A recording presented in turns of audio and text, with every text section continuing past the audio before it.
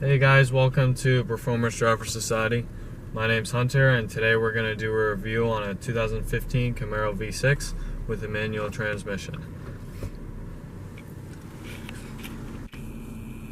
So let's get started.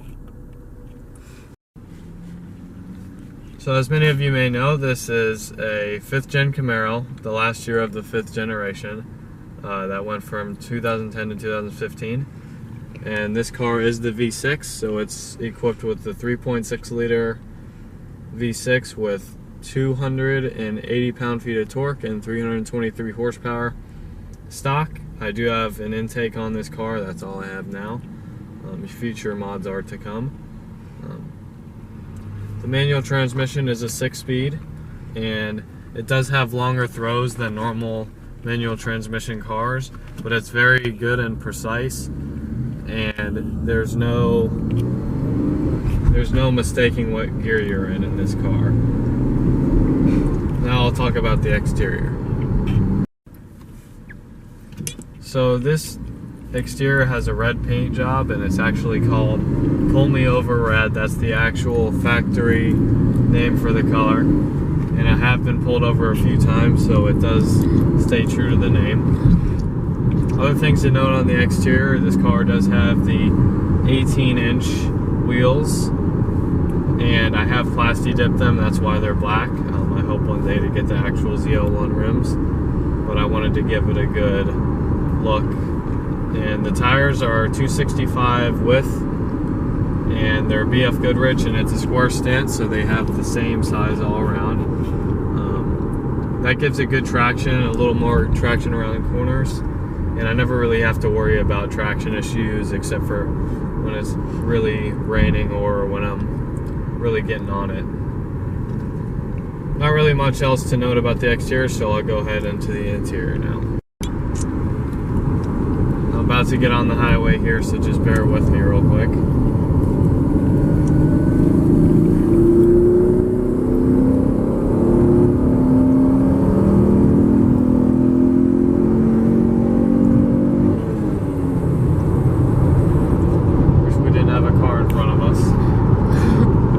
But back to the interior of the car. This is the LS trim, so it does have the base interior, but I think they did a really good job with these 2015 Camaros. With what little tech and features it does have, they do really well with it. I love the gauge cluster, especially at night. There are rings around the speedometer and tachometer that light up at night. Also, the radio is your basic radio, but it does have an auxiliary port inside of here. Right down here, I got a bunch of stuff in there. Also, a charger port. There's also another charger right here, and your traction control button.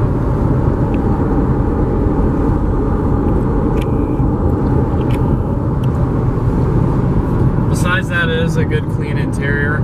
I wish the steering wheel was the leather steering wheel out of the SS, but it's good. It's a good rubber feel, and it's a good steering wheel. The seats are great as well. They're cloth. I'm a cloth guy. I actually prefer cloth to leather, but they have good side bolsters and good thigh support as well.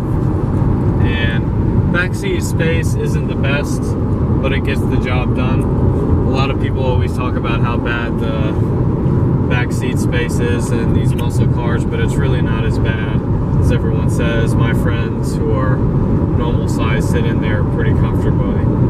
So, other things to note about the interior. The number one gripe that I always hear about Camaros is how bad the visibility is. Personally owning this car since January, so about 8 months now. In my opinion, you get used to it really easily. Yes, the C-pillar is big and there's a pretty big blind spot, but once you get used to that, to me it gives you a really good feel. Like you're definitely sitting down in this car, you're sitting pretty low to the ground, and it gives you a nice sporty feel, which, in my opinion, what this car is supposed to give you. So that's about all about the interior. Pretty basic, but it gets the job done, and that's all. I really like. Not for more of a personal experience with the car. I've always been a Camaro guy, so many of you guys may think this is biased, but really I do like the Challenger and Mustang and other cars as well. So I don't think I have a biased opinion.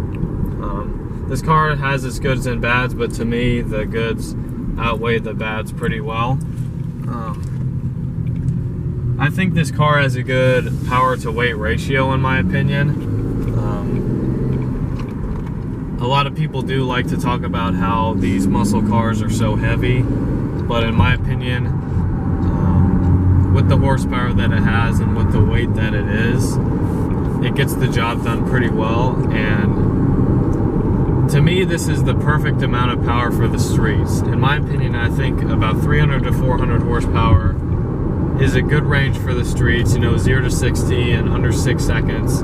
I've personally done 5.6 seconds in this car, and they're rated at about 5.7. So it's pretty good. It puts you back in your seat, so I have no problem with the power. Other things to note, just driving this car every day. The manual, it's good. Sometimes it will get on your nerves though, because obviously traffic, but that's a problem with any manual car. Besides that, I don't really have any other problems with this car. But I love the looks, I love the way it makes you feel when you step on it and you go through the gears. And so now I'll talk a little bit about the performance aspects of this car. The suspension is good. When you go around corners, there's not too much body roll, but there's just enough to remind you that you're not in a Ferrari and that you are in a Camaro muscle car.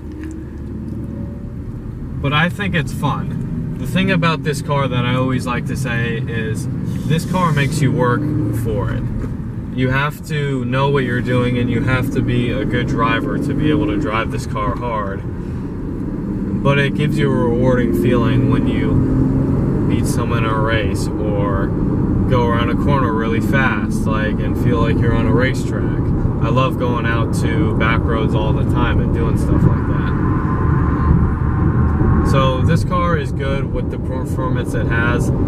To me, it's good enough for the street. It's more than enough for the street. And I do look forward to modding this car in the future to make it faster and be able to take it around the track. But for now, it gets the job done. So that about wraps it up for this review. I hope you guys liked it. This was my first review, so it may not seem the best, but I have a lot of cool cars in the future that I'm looking forward to and I think you guys will enjoy. So don't forget to like and subscribe, and we'll see you in the next video. Take care.